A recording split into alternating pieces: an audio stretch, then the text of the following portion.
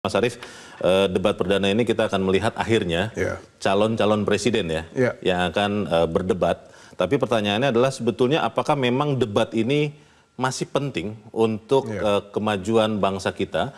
Karena ada yang mengatakan begini Mas Arief, sebetulnya sudah ketahuan loh siapa yang akan jadi presiden katanya 2024. Bagaimana Mas Arief?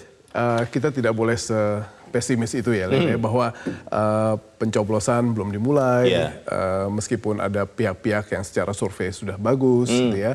Tetapi fakta bahwa kita sekarang memiliki undecided voters yang masih menunggu siapa yang memiliki penampilan sangat baik atau lebih bisa meyakinkan mereka, inilah saatnya.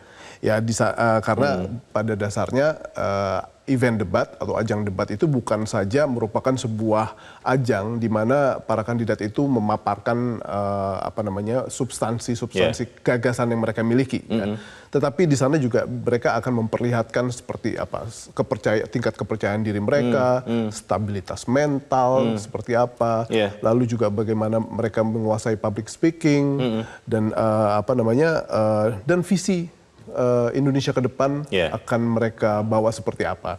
Jadi kalau misalnya ada kandidat yang belum matang atau sangat matang, itu akan sangat-sangat terlihat di event ini. Dan kalau misalnya ada orang yang masih menunggu debat untuk memutuskan pilihannya siapa, dan inilah merupakan saat yang kita tunggu-tunggu semuanya. Dalam sekitar 120 menit kan nanti Mas Arief mulai jam 7 malam sampai jam 9, itu kan ada 7 pokok bahasan, ada 18 pertanyaan panelis, dan ini beberapa orang mengatakan ini tidak efektif nih, karena begitu banyak yang akan dibahas, akhirnya nanti kita hanya akan melihat kulit-kulitnya saja. Menurut Anda bagaimana?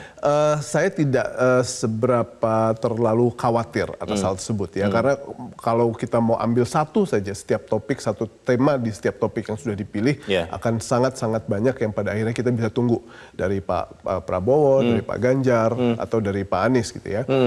Dan ini semua merupakan topik-topik yang kita tunggu. Misalnya bagaimana sekarang berbicara tentang pemberantasan korupsi pada debat nanti malam. Ini merupakan satu simbol bagaimana platform pemberantasan korupsi yang dimiliki oleh masing-masing kandidat. Apakah mereka akan melakukan sesuatu pada KPK? Apakah mereka akan melakukan amandemen terhadap Undang-Undang KPK? Apa yang mereka akan lakukan di 100 hari pertama terhadap KPK? Itu merupakan suatu hal yang amat sangat kita tunggu, dan saya yakin bahwa satu tema saja dari ke-6 topik yang disepakati itu saya pikir sudah cukup, karena kalau terlalu banyak publik juga akan bingung nantinya. Jelajahi cara baru mendapatkan informasi. Download Metro TV Extend sekarang.